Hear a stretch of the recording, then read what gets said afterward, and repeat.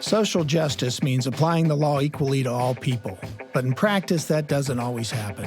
I'm John Gonzalez. I'm here with my law partner, Jack DeRora. We practice law, we seek social justice. On this show, we reveal the conflict between the two. You know, for a while, it was just us in the office over a cup of coffee talking about the news of the day. With social justice issues dominating our culture, our focus became how do we, as lawyers, make a difference? And now it's not just us. Today we have Paul Sparks with us to discuss transitioning men from prison to the community. Paul is back from last week. Welcome back, Paul. Thank you. Paul, we were talking last time about the Embark Program, and you were telling us that it starts in prison as much as 10 months to 2 years before these men get out. And then there's the program that you said you walk with them for about a year. Tell us a little bit more about the program when they get out. So when men come home, part of our programming inside, which I failed to mention last week, is we have a monthly Navigator gathering where we bring a bank of our volunteers into the institution once a month, and we do team building exercises, communication skills, introduce topics of discussion, and what we do is try to foster building friendships and relationships between the volunteers and our participants. So when a man's about ready to come home, I will meet with him and say, hey, who are some of our volunteers that you're developing a good relationship with? And they might say, oh, well, I really like that Jack DeRora guy. He's fun to talk with, so forth and so on. So I'll say, great, let me see if he's available. And I'll ask him for a list of about 5 men. And then I'll start running through those 5 men. Hey, are you available? Would you be interested in help navigate this man into the community? And we call these volunteers, obviously, we call them Navigators. So when a man gets released, we invite those volunteers to come alongside those men and be a good pro-social source of friendship in the community. So they're not out there just blowing in the wind. It's not just me dropping a hammer on them, so to speak, being the police. And they have a friend that's not going to take them to the dope spot or to the where the girls are hanging out at the club or whatever, and help them step back into the community in a more pro-social way. Plus, it's good because they're able to show them around the community. Your volunteers, then, I take it that these are people that are not former inmates. For the most part, no. Most part, they're retired men. Some still are working in the community. But we encourage our alumni to come back and pour in. And there are a few that, in limited capacities, pour back into these men as well. And that's starting to grow. I think that's really going to be an indicator of our future as an organization. The employees of Embark, Kindway, do a lot of them have records like or similar to yours, which gives you some credibility with these men? We have a diverse staff. Our executive director is a former prison warden. I've done 13 years. Our director of development, I mentioned, he did 15. We have another guy that did 30 plus. And then we have a retired police detective. We have a Methodist minister. And we have some various other backgrounds. A woman who still is doing, team building and HR work around the world, still comes and volunteers with us on a regular basis. So it's very diverse. We actually have a returned citizen now that actually sits on our board. And we just recently put her on our board, and that's, to me, very exciting to see. I think it was a necessary step for the organization. Well, that's an important point, I think, that I didn't want to lose, is that Embark is for men and women, correct? Yes.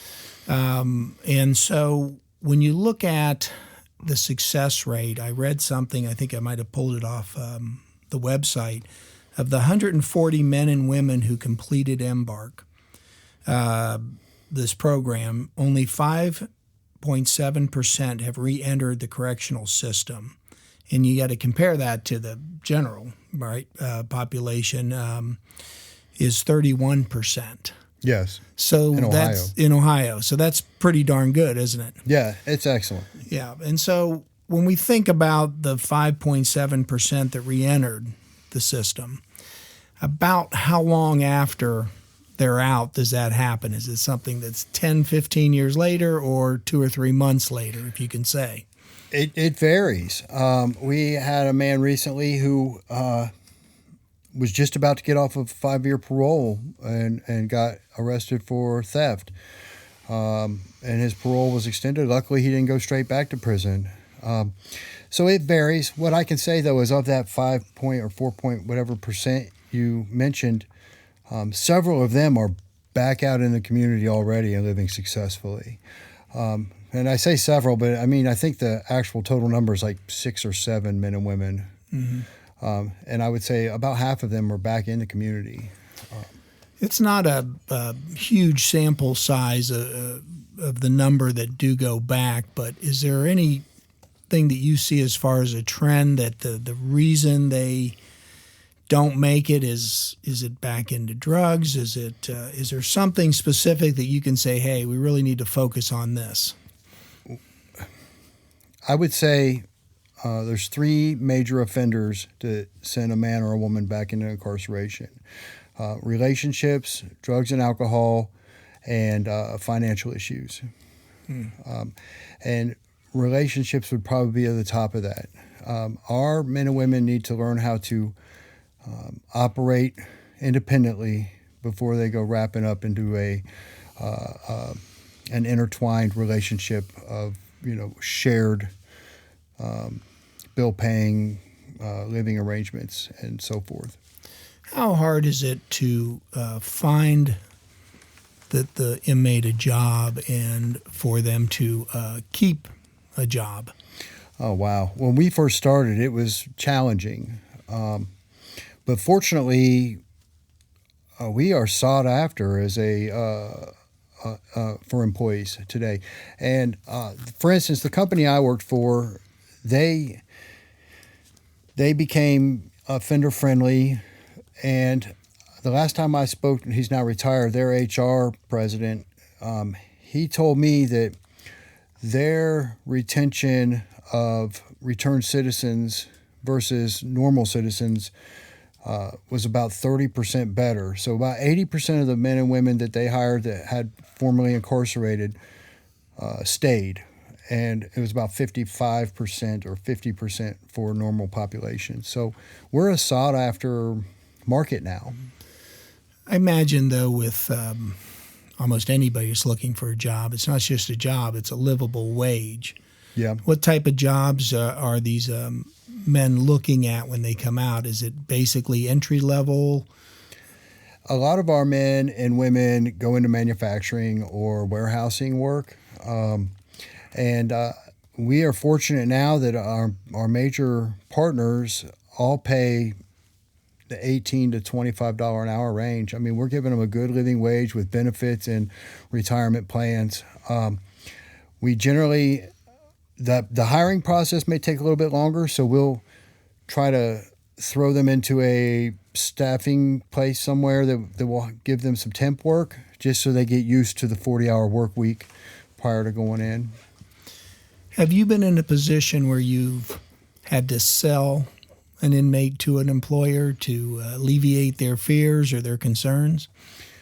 Early on, yes. I remember taking a man to, and I hate to say it, we don't really use them too much anymore, but they're a small organization. And this man was totally qualified for the job, but wasn't ready. And he just froze up when it came time for the interview. He was a juvenile when he went incarcerated, did 27 years. And it ended up me doing the interview for him while he sat there. He got the job and they loved him, but he ended up even moving into some leadership roles. But sometimes, but usually since I've been in this role, we take the time to develop a man to be ready to interview. And we have a former HR president from one of our employment partners comes in, does an employment preparation class, and we generally usher for sure any of our Embark participants through that, but we also offer it to general population.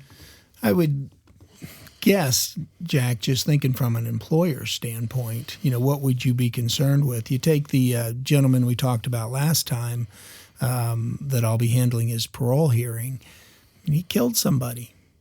And the employer that is offering him a job was very concerned with that fact, as I think that's probably reasonable, right?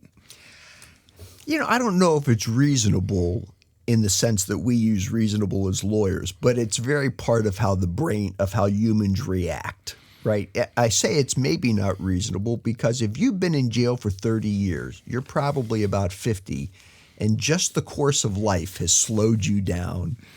And as I see with our men in Embark, is a lot of times the only difference between them and us, and I mean you and me, Gonzo, is 10 to 15 minutes of really bad thinking. Mm-hmm. If you walked into that place where Paul and I were last evening, if these men didn't have prison garb on, you'd think, what a nice bunch of guys.